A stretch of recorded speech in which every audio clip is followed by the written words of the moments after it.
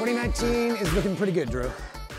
Is that the sunset right now? That's a live shot, Drew. That's a live That's shot. live shot. Stuff live has shot changed. Right now. Oh man, we're hitting the new year right. We are. It's working out. Do you say 2019 or 2019?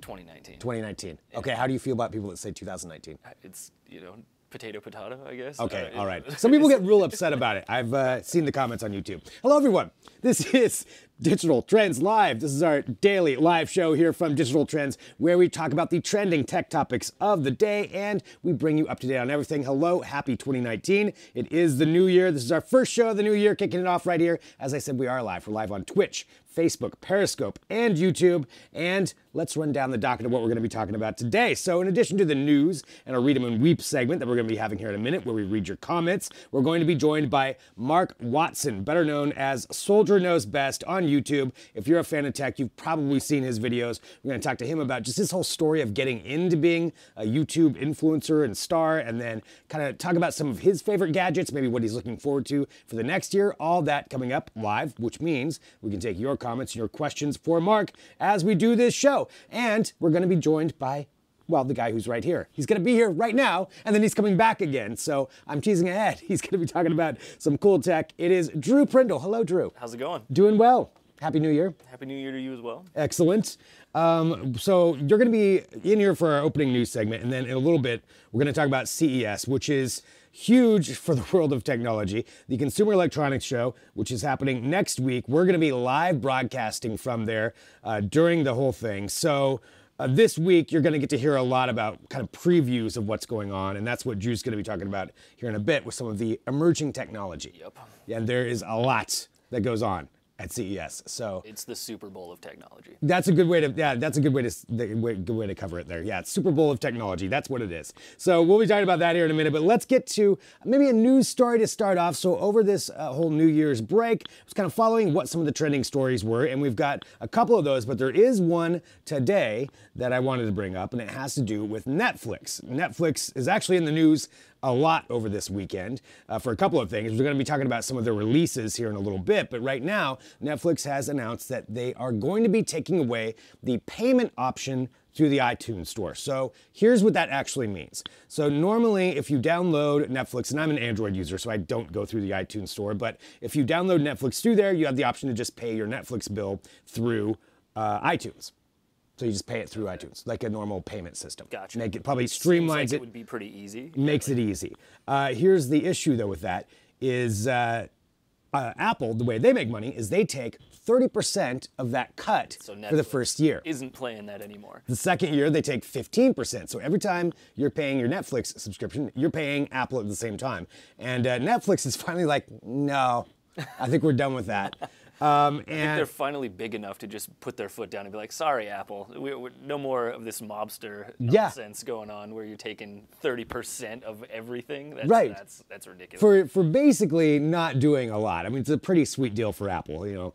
Good for them for figuring this out. But now companies like Netflix have the power to just be like, nah, we're not going to do it. And so it's estimated that, let's see, to date, the Netflix, I'm going to give you a couple of stats here. The Netflix iOS app has generated more than $1.5 billion through in-app subscriptions, with Apple's cut coming in around $450 million. Damn. For just basically hosting it in the App Store. I'm sure they're all just sitting there going like, well, it was fun while it lasted. Yeah. Guys. 450 million, I guess. That was that's the end of that one. sweet money that we had. Can't believe we got away with that for so long. Yeah, right? Yeah, Apple reportedly made as much as $256 million in revenue last year just from that app. If you can imagine how much the App Store must make on its own for just hosting that stuff. I wish I would have come up with an App Store. So now, though, Netflix is going to take that option away. So if you already have a Netflix subscription, here's how it translates for you. You're fine. You can continue paying through there. But if you suspend your subscription or start a new one, you won't be able to go through that option anymore. Wait, so if you leave everything the same, it just stays. It's going to stay the same. Yeah, they're not going to like cut off your subscription. Gotcha. So it'll stay there. But if you start a new one or you suspend it and then restart it or whatever you do with that. You'll have to go through Netflix's own store. You can still get the app on there, but you'll pay through Netflix. Gotcha. Yeah. So that's what's happening with that. I guess they already did it for Android as well. So it's kind of Netflix saying like, hey, what are you gonna do? You know, we're this big right now. You can't take us out of the store, so. I like it. That's a power move. It's starting off 2019 on a very good foot, I think, for Netflix. Yeah, Netflix, I don't know, flexing some muscles there a little bit. We've got some more Netflix news. I want to talk about, we're going to be talking about some of their claims about people who watched Bird Box. So if you watched Bird Box over the weekend, get ready. We're not going to spoil anything, but we're going to talk about that, some claims that Netflix has. But why don't we get to some Read 'em and Weep segments here first. This is where we take a look at the comments and the questions that come through across our different platforms about what you have to say about our articles, some good, some bad, some crazy. So we'll cover a little bit of everything. Let's go to Gabriel right now, Gabriel Moore, regarding the FBI wants you to reset your router to protect against hackers. That was one that came out a while ago. I remember this article. I'm pretty sure that the FBI could reset my router wirelessly if they wanted to. Drew, could the FBI do that? I mean, that's like the paranoid thing in the back of all their minds. Like, they probably could. I kind of agree with this guy. Like, yeah, really, they could, but would they? And then just like admit to the world that they have that capability? Probably not. It's like, yeah, we did. So Gabriel, I think that is kind of probably something that we all think about. It's like, yeah, they probably could. They probably could. Well, Gabriel, maybe you're not so paranoid. Take a look at our comments. So I'm seeing some come through here. Let's see. Chris Anthony just said, first time I've made the live start before it started and not in the middle of it. Chris, thank you for joining in. That's on YouTube. Hello, Robert. Robert's asking, what's the topic today? Anyone know? I do know. Right now we're doing the news and we're doing our Read 'em and Weep segment. Coming up, we're going to be joined by Mark Watson, better known as SoldierKnowsBest. And then Drew is going to be talking about some cool tech coming up at CES. But right now, in the Read 'em and Weep segment, let's go to Ion Generator regarding the future of 5G. Oh boy. Here we go. Starting it off right. This is a good one. 5G is a total threat to mankind and the end of humanity. If you only knew how dangerous and controlling everything you have can be, that's not a good thing. Okay. That first sentence confuses me. Is 5G a threat to mankind, or is it a threat to the end of humanity? Because one of those is good. You're right. That doesn't. We want the threat to but the I end do of see what you're saying. I get the essence of it. How do you feel about that? Why do you, what is the essence? I don't know. I really want to hear more from this guy, like why he thinks 5G is going to take everything out. Last I heard, 5G is still having problems with like the radio waves going through things like leaves. Right. If it has that much of a problem with like penetrating objects, then how's it going to take over the world? Yeah, well, I mean, perhaps Ion Generator has more information than we have access to. With a name like that, I feel like he must have a security clearance somewhere. Yeah, that's not very good if you're trying to hide that. I'm assuming the FBI can find Mr. Ion Generator. Is this you?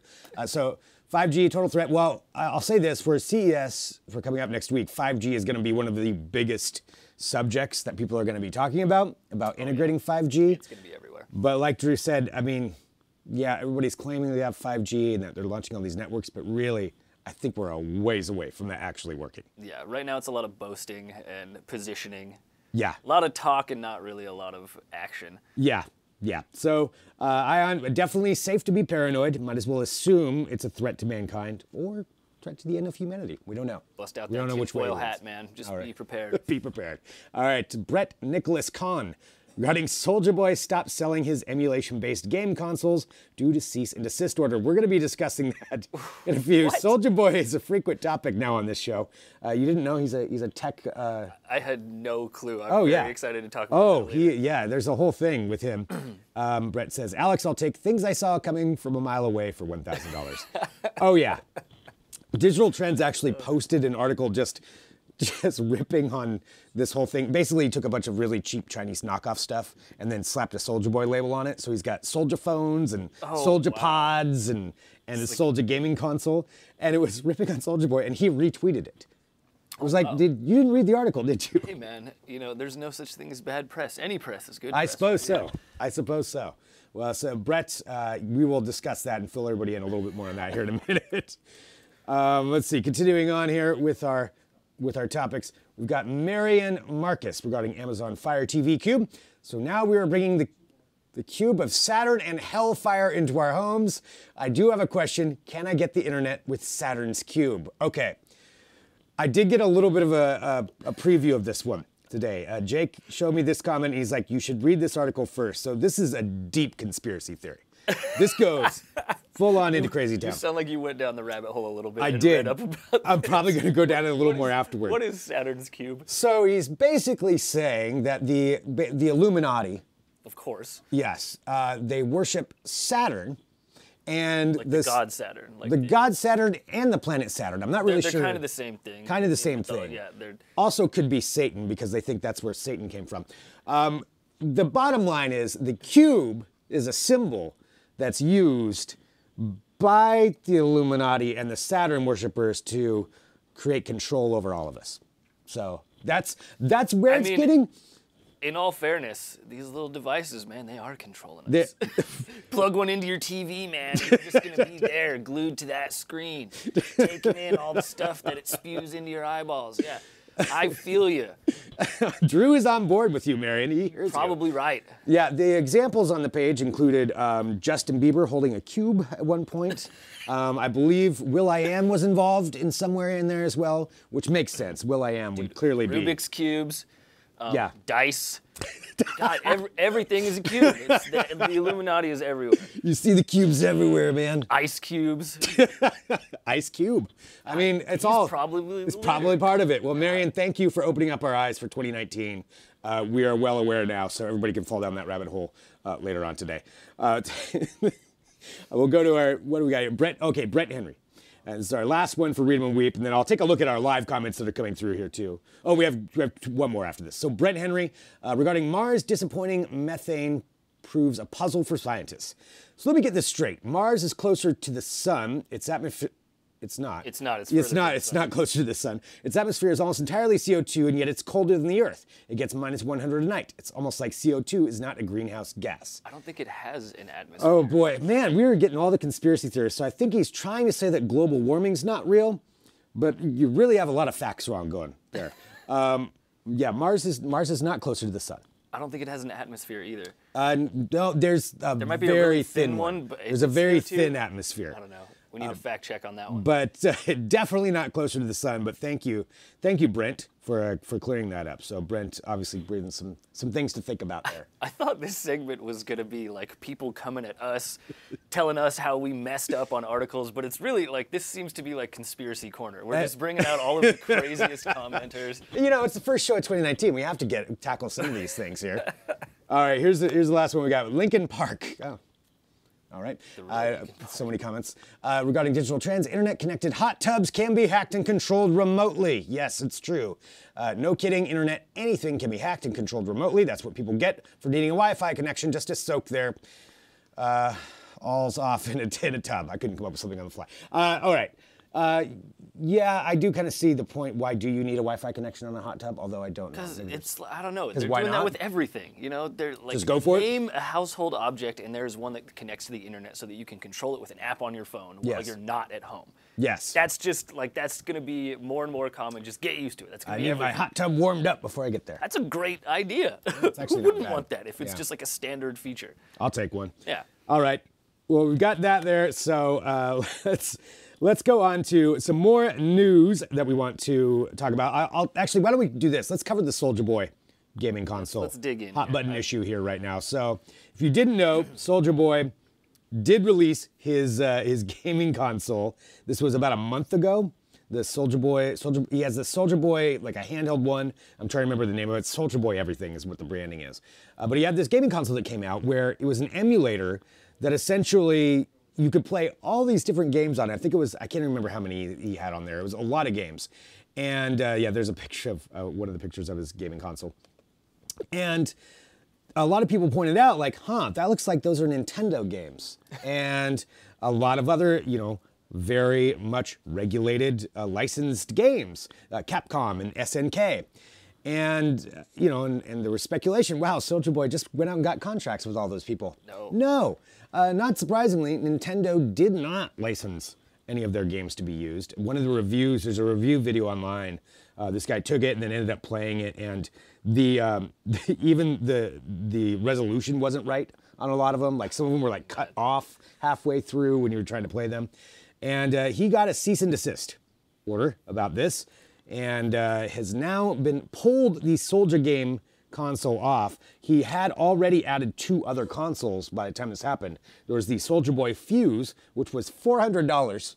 What a weird way to connect with your fan base. Yeah. Like, no more records. I'm just getting into video games. Don't buy the Xbox. Don't get a PS4. Yeah. Soulja Boy Game Station. Soulja Boy plays them. Yes. I mean, that's kind of, yeah, there's an example of kind of the system. Yeah, all those different games, which are clearly they're zip files. They're just straight up ripped off the internet. I love it. I mean, anybody can download an emulator and get these, and play these games. But pay you can do it $150. But the thing is, and you get a Soulja Boy logo on there. So it makes it way better. Keelan in the live chat, how many of y'all are trying to get to GameStop to trade in your Soulja game console? Yeah.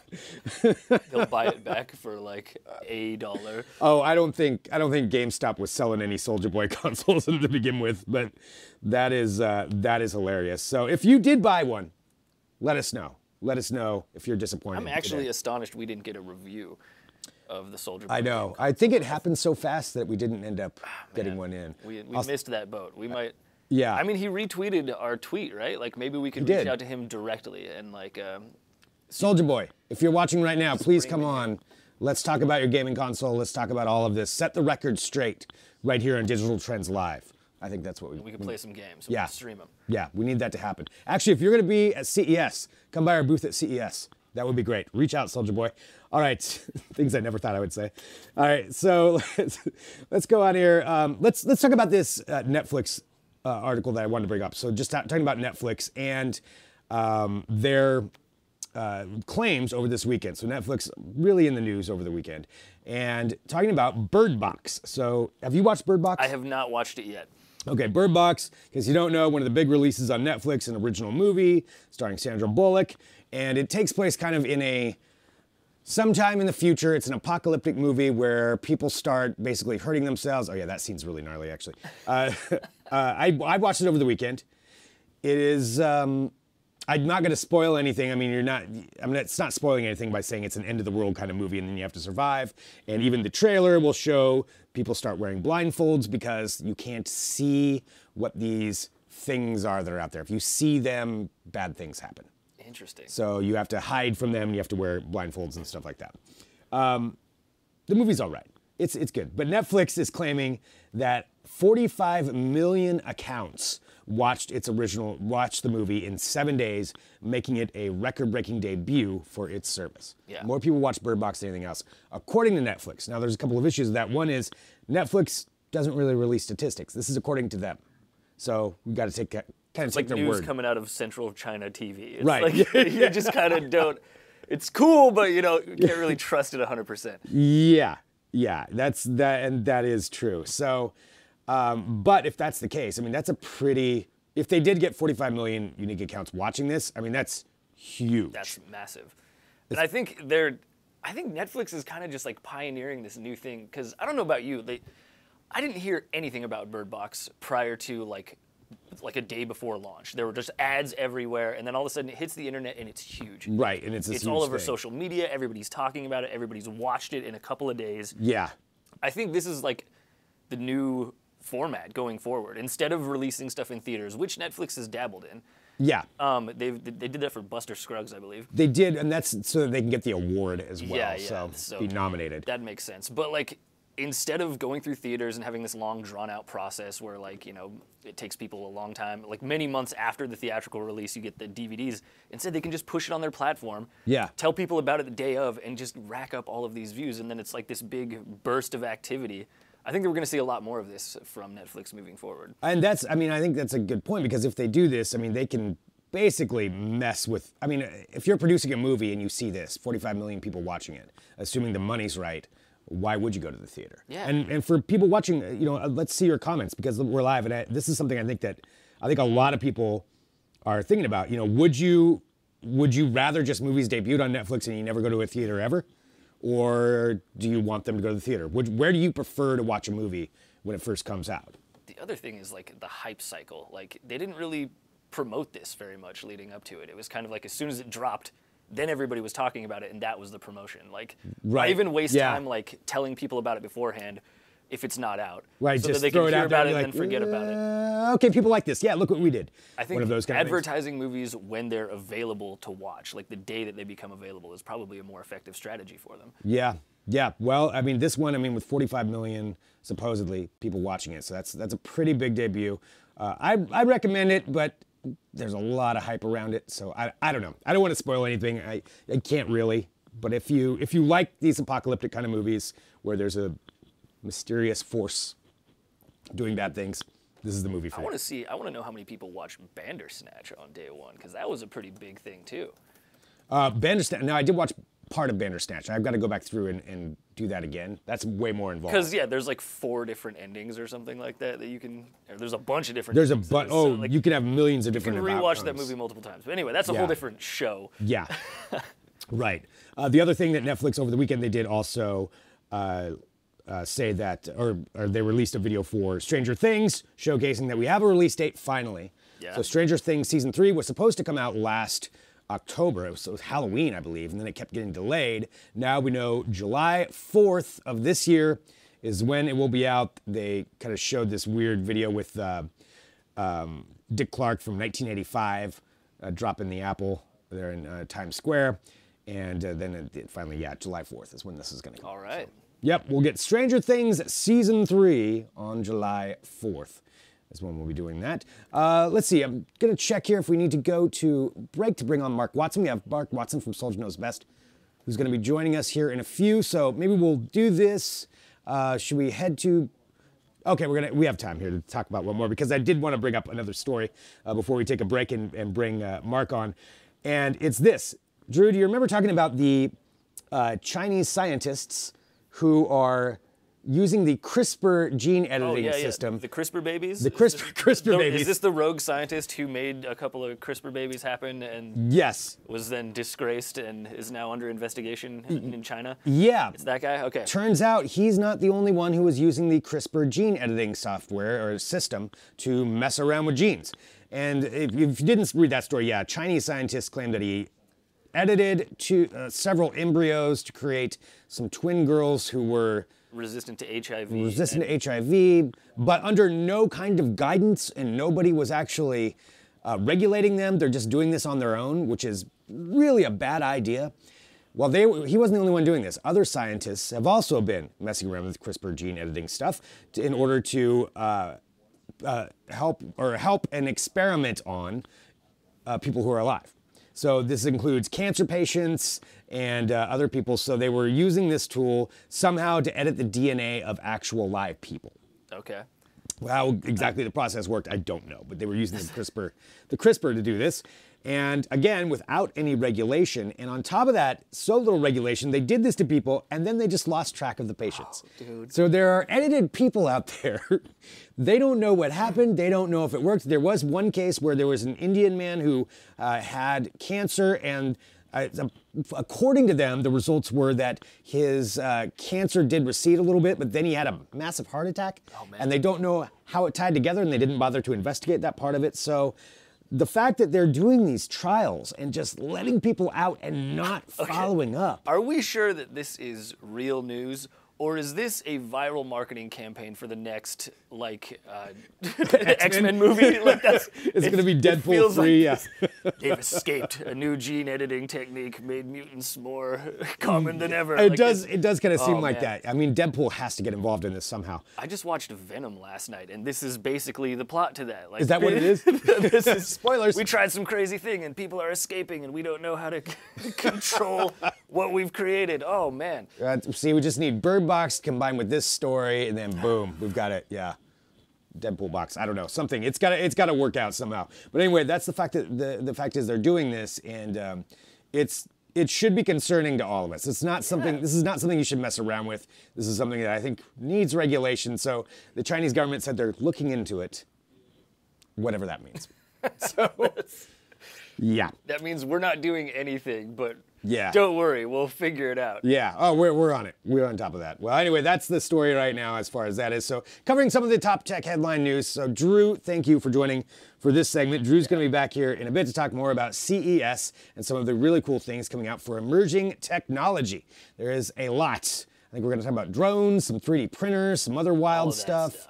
All that stuff coming up here in a bit. Broadcasting live for Digital Trends Live. And what's going to happen right now is we're going to take just a quick break. We've got a video for you, and then we're going to be coming back live with Mark Watson, better known as SoldierKnowsBest, to talk about his story and becoming the sensation that he is, becoming such a YouTube star, and talking about tech, talking about gadgets, talking about what maybe he's looking forward to. A lot of things to cover, and since we're broadcasting live, we can take your comments and questions too. So drop those in there. I'll ask Mark those coming up, and let's take a break. Back here in just a minute with more Digital Trends Live.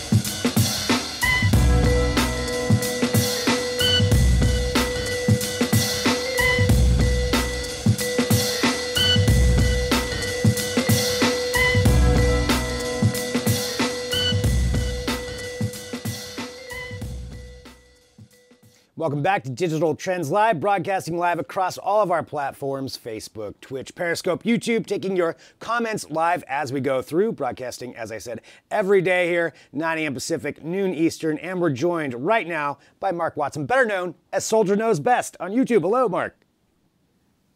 I don't think I can hear you. What's up, man? Oh, you can't hear me? Okay. I'm going to keep on talking, and then when you can hear me, we'll get it all dialed in right here. So I do want to say we're really excited to have Mark on the show today. Since we are broadcasting live, like I said, I can take your comments and questions. So if you have some for him, let us know what those are, and we will make sure that we get those asked of him as we go through. Did we get this? Okay.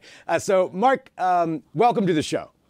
Hey, man, it's good to be here. Thanks so much. Thanks for hopping on today. I got questions for you. I want to talk about gadgets. I want to talk about things that you're looking forward to. But before we go too far, let's talk about your history of how you got into this. Maybe we'll start with the name, SoldierKnowsBest. Obviously, in the service, maybe we can walk through your history in the service and then how you transitioned from that into a tech vlogger. Yeah, so I graduated college and I got commissioned in the Army, and I was doing some training down in Georgia, and the very first iPhone came out. So I was going from being a broke college student to making just a little bit of money. So I wanted to splurge on something. So I went on YouTube, watched a bunch of people's videos just talking about the first iPhone, and it convinced me to buy it. So when I went to go buy it, I was testing it out, and everybody kept asking me what I thought about it because it wasn't super popular at the time. And so everybody on posts, was asking me, all fellow soldiers. So I just decided, like, okay, let me just make my own video and give my positives and negatives about it. And that's where it started. It just started as a hobby. It started with me just, transitioning into the Army. And then from there, I just kind of started doing it as a hobby until I wanted to do it full time. So you were one of those first adopters of the iPhones. Yeah, I bet a lot of people were probably all, I mean, I remember I knew one person that got the iPhone, and it was so confusing to me at the time, just trying to understand what it was. Yeah, it was crazy. A lot of the carriers didn't trust it. Everybody's kind of wait and see. And I remember just walking through the mall and people would run up to me and be like, hey, is that the new iPhone? And I was very trusting. I would give them the phone and we would sit there and talk about it for a few minutes. But yeah, that was an interesting time. It was kind of cool to see, where it started from and see where now, of course, where it is now. So would you give somebody the brand new iPhone, the iPhone 10 now if you saw them in the mall? I'm a little more out of shape, so I don't know if I could chase them down. So I may think twice about it. Well, so you went from that. So you started off with this iPhone video, and then you started getting other stuff. So were you starting this off? Did you start buying the tech yourself, or did companies start sending it to you because of the success of the video? Yeah. Most of the things I purchased in those first few years were all out of my pocket. So it was a little bit of an investment. It was something that I was kind of started with me just buying things that I just wanted. Like I was upgrading my own tech. And so I just made videos talking about it. But once I started doing it a lot, I was like, all right, I need to make sure I set a little money to the side. So I would go to Best Buy, go to all these stores, buy it. And I ain't gonna lie to you, like I used to buy some things, just return them, the next week until Best Buy caught on to it. But yeah, it was a little bit of investment, but now just to see where it is, where these companies trust us, these companies see us as a really good avenue to get the word out about their product. So I'm happy for how it is now. Well, yeah, I mean, your videos are fantastic. I mean, they're really great reviews. So I can see why they do that. Why don't we talk about this? Just over this last year, is there any product or gadget that really stood out to you as maybe your favorite over 2018? I would say I'm kind of prisoner moment for like things that come out came out recently. I really like this not Go, but DJI Osmo Pocket. Oh yeah, this little 4K camera. Yeah, so I just been really just using this for like the past couple of weeks, and it's amazing. And I have the original Osmo, and it was just like, it's big. It was great, but it's super big to see them kind of shrink it down to this. It's pretty amazing. So I'm excited to go to CES with this to really see. I think we're going to see a lot of people with this walking around. But this is the one right now I'm really interested in. But it was a bunch of other really great tech this year. I think it's a really good year for cell phones. And you had a lot of phones coming from not just the companies like Samsung and Apple. You have OnePlus, you have even Razer. You have all these other companies that are starting to get into the phones to really make some really stiff competition for the big dogs. So I like that too. Yeah, I mean, do you think that we're going to see a lot of phones at CES this year, or is it going to be more towards Mobile World Congress? Yeah, I don't think we'll see as many phones, which I would prefer to see. But I don't think we'll see that many phones this year. I think a lot of people. I think one of the big announcements is going to be the Galaxy S10. So yeah, whenever they announce that at Mobile World Conference, or I think they're going to do that. So that would be pretty amazing to see. But CES, I think it's for like almost everything else but cell phones. So it's kind of good to get a little bit of a break from cell phones at this event. What do you think about foldable phones? What are your thoughts? Are you excited about them? Because I feel like a lot of people are just like half and half. Either it's like, yeah, that's really cool, I want that, or it's like I have no need for that.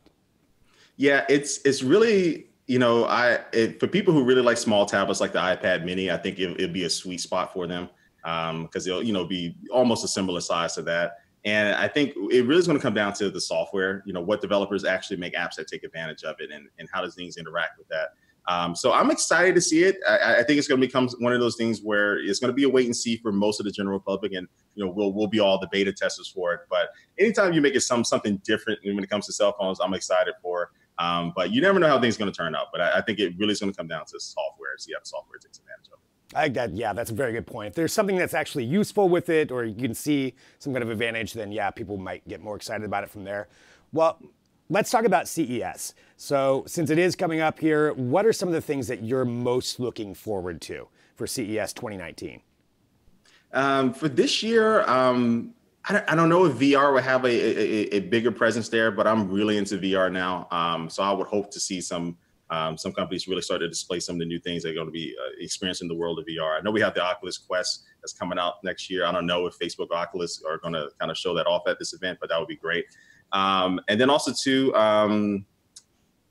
I would say I'm always really big into drones as well. I don't know if DJI ever announced something, specific with drones, but if I can see anything with new drone tech, that always gets me excited. But other than that, it's really just kind of just like walking the show floor, seeing those things that I'm not expecting. So that's what I'm really looking forward to. But those two other things kind of the main things that are personal to me. Is that your strategy generally for CES? Is have a couple of things picked out, but then just walk around and be like, hey, here's some booth with some random tech. I'm going to film that. Yeah. There's always going to be the big news that comes out, in the first 2 or 3 days. But then the last couple of days when I'm there, I like to just like not really have anything scheduled or planned, but just go around and walk around that huge show floor and then just kind of be surprised by things. And every year there's at least, 3 or 4 things that I wasn't ever thinking about, never thought I'd be interested in, but I sit there at the booth for, 10, 15 minutes just watching the demonstration or just getting to know the product. So that's always the best part. Knowing all these gadgets, so in depth, since you do so many different reviews, what do you think is going to be the biggest?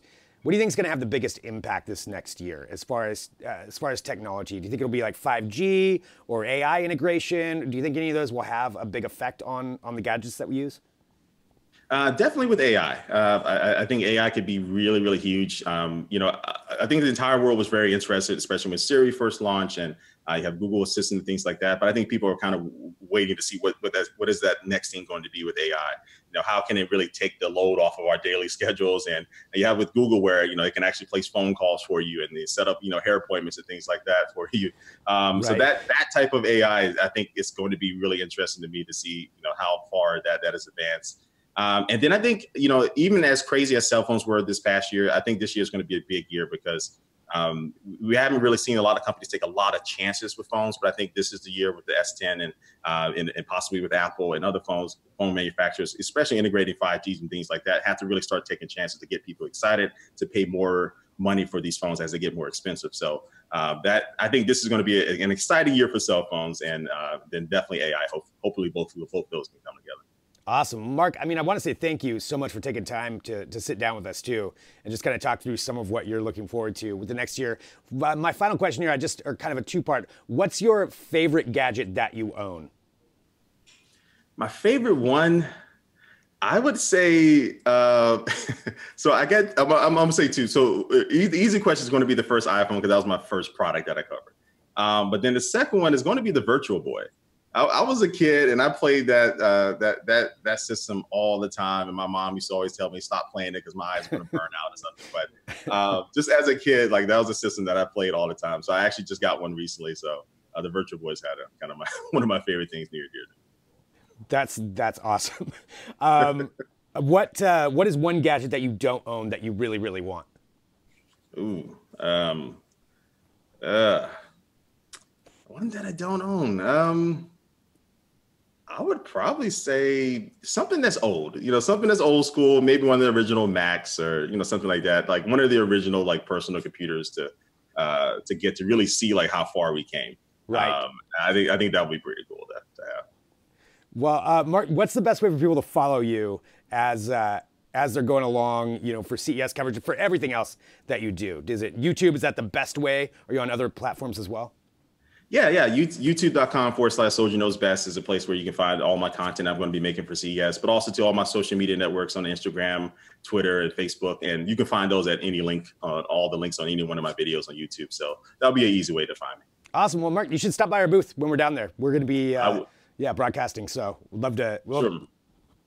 Fantastic. All right, Mark, thanks so much. Soldier Knows Best right here on Digital Trends Live. And thank you, everybody, for tuning in live. We do appreciate it so much because we have so much that's going on here. We love to hear your comments, your questions. We bring people like Mark on, and it's always so much fun to hear his comments and thoughts on things and all of our different guests. Coming up, we're going to have Drew Prindle back on the show. Drew is going to be discussing some of the things, kind of what Mark was talking about, actually some drones, some 3D printing. We're going to be talking about other kinds of kind of out there tech that Drew is kind of keeping track of that might be there at CES. So let us know what you want to cover, what you want to hear, what you want to talk about here in our live commentary as we go through the show, live on Facebook, Periscope, Twitch, and YouTube. And we're back in a minute with more Digital Trends Live.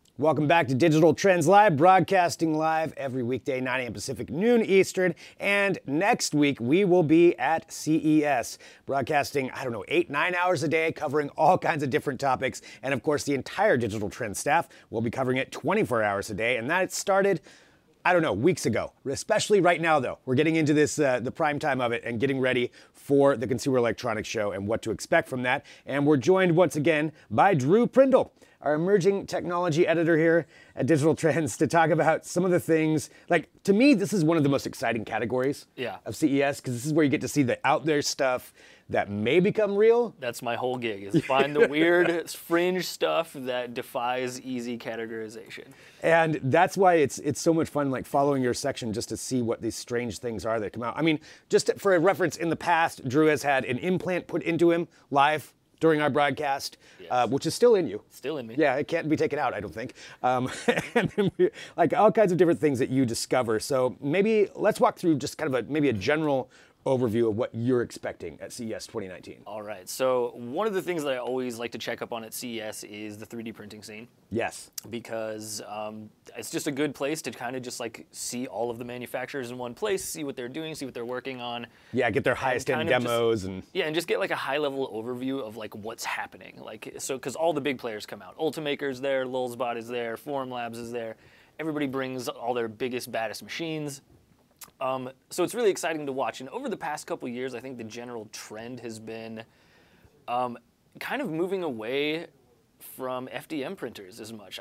I mean, they're still around. In filament deposition modeling, FDM printers. Okay, I was going to say, just to explain what FDM printer means. Those are the ones that take filament and squirt it through a hot nozzle, and it's kind of like a glue gun controlled by a robot, and they build stuff layer by layer.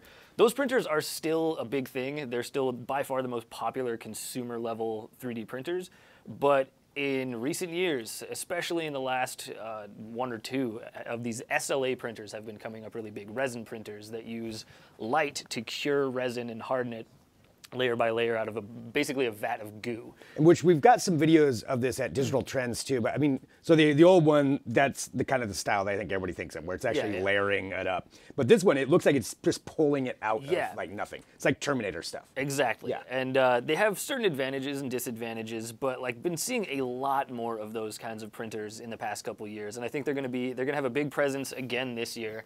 Okay. Hopefully becoming a little bit more affordable. Yeah. Because that was kind of the problem initially, is that those kinds of printers, while they were capable of very high detail and surface finish, they were way too expensive for the average consumer. So hopefully we're going to see the prices come down a little bit this year. Like something to where you can actually use it at home and have like an actual use for it instead of, printing out a neat little... Exactly. And this is something we've been seeing before CES, honestly. Like it kind of started happening in 2018, like the latter half of it. Best product of the year for 3D printers was a resin printer that was, under $250. So I just hope to see a lot more of this. But there's one in particular that we're showing off right now. It's called Nexa 3D, or that's the name of the company. And it's kind of a different take on that style of printers, and it's just drastically faster. Okay. So yeah, it basically, the problem with these... Is that actual speed? No, I think that's sped up. But that's crazy if this printer is capable of printing 1 centimeter per minute on the Z-axis. So basically raising up out of the goo 1 full centimeter, it prints all of those layers. Wow. In a minute. Which that's means not that far off. It could print like huge, huge pieces in under an hour. Dang. Which is unheard of. Usually stuff still takes like 6 hours if you're printing anything like the one that I was talking about, the best product of the year, what was it called, the Anycubic Photon. Yeah. Small thing, took forever to print stuff, but this printer blows it out of the water. And the way that it's capable of doing that is it has this crazy like lubricated bottom, and it prints entire layers at once. So yeah, I'm very excited to check that thing out. It's going to be there. This is going to be the first time I think anybody's had an in-person look at it outside of the company, so yeah. Awesome. So that's one thing that we'll get to see there. So the Nexa 3D, walking through some of Drew's favorite things here or things he's most looking forward to for CES this year. We also have, as always, drones. Yes. We were just talking about drones. Yeah. What do we have to look forward to this year? What kind of advancements? Okay, so like generally speaking, I'd say like what's happening this year with drones is less focus so much on just like consumer aerial photography and videography drones, like just camera drones. And they're going to be more drones with specific applications and use cases. So in the past, it's been a lot of just like DJI clones. Everybody's just trying to get a piece of the pie, sell people drones. I think that's still going to be happening, but you're also going to see a lot more specific drones. So one that we're going to see that I'm super pumped about is the hover surf drone. What? Which I don't I already know like the name of it. I'm pretty certain we've That's covered how this in the easy past. I am with marketing. Like hover surf. It Yeah, sounds I don't know what dope. it does, I like but both of those things. Let's do it. like hovering and surfing. Yeah. But no, this is the like rideable quadcopter thing that the Dubai police actually use this as, well, they don't really use it, but yeah, here it is. Right, yeah, but there's a It's demonstration. the drone bike. It's the hover cycle. So they're going to have that there? They're going to have it there. I'm not sure if they're doing actual demos. If they do, they're going to be off the strip. They're not going to be like on the show floor. Because Vegas has laws where you can't put any drones in the air because the airport is so close to the city. So they just don't want anybody flying anything in that same airspace. So you have to go really far out into the desert to see these things. I'm not sure. I've been talking out over the Bellagio fountains. I'm not sure if they're going to do demos, but this thing is like available. You know, like commercial companies, and they can buy these things. The Dubai police are already training on them to use them. My thing with this, like twofold. I mean, one, yeah, I definitely want to try it. If you have comments on this too, would you try this hover surf drone if you had the option? My thing is, how easy is it to fall off on that? Because there's no guards on the propellers. Like dicey, yeah. I would fall off. I know myself. I would take a turn Did you see the thing? hard. It also has like these like leg guard columns that you have to like stick your feet into because they can't have you just like flailing your legs off to the side. There's those giant propellers on the side. Yeah, nah. Until you just put a guard over it, man. So yeah, but I mean that's gonna be there, and that's it's a drone. Yeah, that's a drone-ish. I mean, it's not really a drone because you're still controlling it. Yeah. So it's not really like, autonomous at all, but still drone inspired, I guess.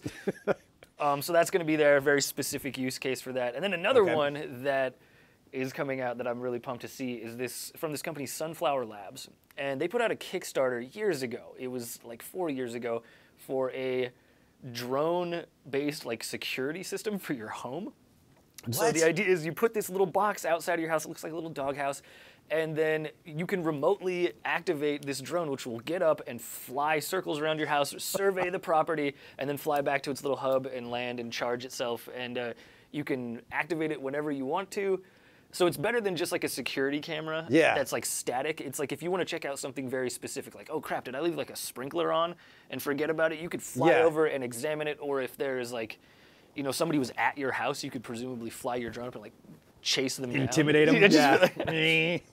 But yeah, so that's another thing. It's not just a drone for you to fly around and take pretty pictures with. It's a very specific use that is actually useful. That's some like Black Mirror stuff. I know, right? It's pretty exciting because, like I said, they did a Kickstarter years ago, and now it's like finally here. It's like a living, breathing product. They've seemed to work out all the kinks. Hopefully they'll have a cool demo at the show. I'm pretty excited for that. So these are some of the things to look forward to here with CES 2019 that Drew's looking forward to testing out. And again, we'll have coverage of all of this at digitaltrends.com. Just get that, remember that right now, just throughout CES, follow along. Digitaltrends.com, we'll have live broadcasts, we'll have all of the coverage of all these different things that we find as we go through. Like any other kind of strange things that you're looking forward to? See, that's the thing. Like, I don't know specifically what strange things I'm going to encounter because in my experience, a lot of the weirdest, most cool stuff comes from startups that are really small and they suck at PR.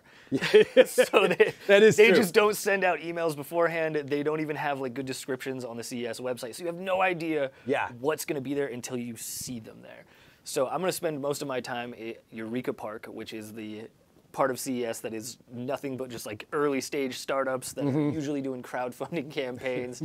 They're just barely getting off the ground. So yeah, like I said, I have no idea what I'm going to find, and that's the exciting part of CES for me. Just wander around and discover new stuff like that. That is what's so much fun about it. I mean, it is huge. It's huge. It's hard to even understand the massive scale of CES and the different kinds of companies. And like you said, you're right. Some of them are terrible. So some of them are really, really amazing stuff, and we're gonna get to see all of it. We'll bring you the best of the best for CES. Well, Drew, thanks so much. Rob and I just kind of walked through some of this. Always a blast being on here. Dude, it's so much fun. And so check out all of Drew's segment, and also follow him on Twitter at Gonzo Torpedo? Gonzo Torpedo. Gonzo Torpedo. Follow Gonzo Torpedo for all of the latest stuff that Drew finds at CES, and follow Digital Trends as well at Digital Trends. Follow us across all of our different platforms that we are broadcasting on, and we thank you for hopping in here with us every day. Digital Trends Live. We're going to be live again tomorrow as well. 9 a.m. Pacific, noon Eastern, and tomorrow I believe we're going to have Julian Tricatu on from New York, from our New York studio, to talk a little bit more about mobile and maybe wearables, what to expect at CES this year as we gear up and walk towards the big week that is next week. But as we are here live right now, I want to say thank you. So thanks for tuning in. Hit subscribe. Wherever you're watching right now, hit that subscribe button and make sure that you get the notification of when we go live every time, because we really do appreciate that. I'm Greg Nibbler. Thanks for joining me today. We'll be back tomorrow with more Digital Trends Live. Big thank you to Soldierknowsbest as well.